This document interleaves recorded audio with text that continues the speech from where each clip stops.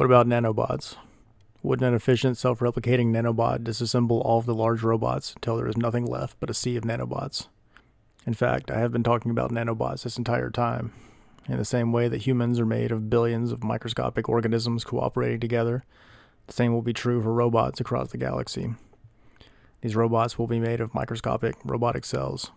It would begin as a sea of trillions and trillions of nanobots.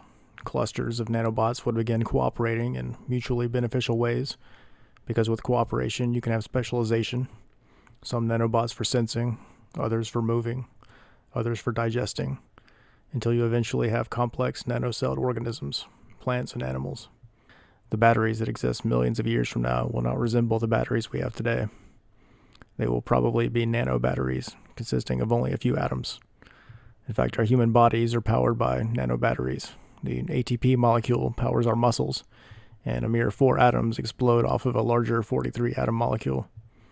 The nanobatteries of the future might be even smaller, with only 8 atoms separating to power future robots. A predator robot would attack its prey and drink all of the nanobatteries.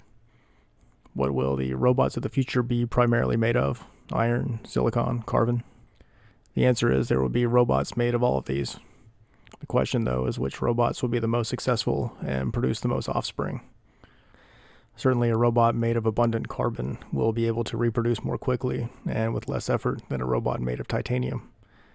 Titanium is rarer and will require more energy to obtain.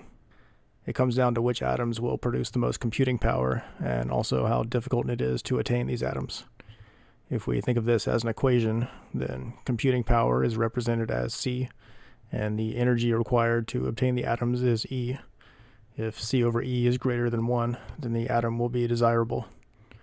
As the atoms become more scarce, though, the E of the equation will grow larger until it is no longer worth pursuing.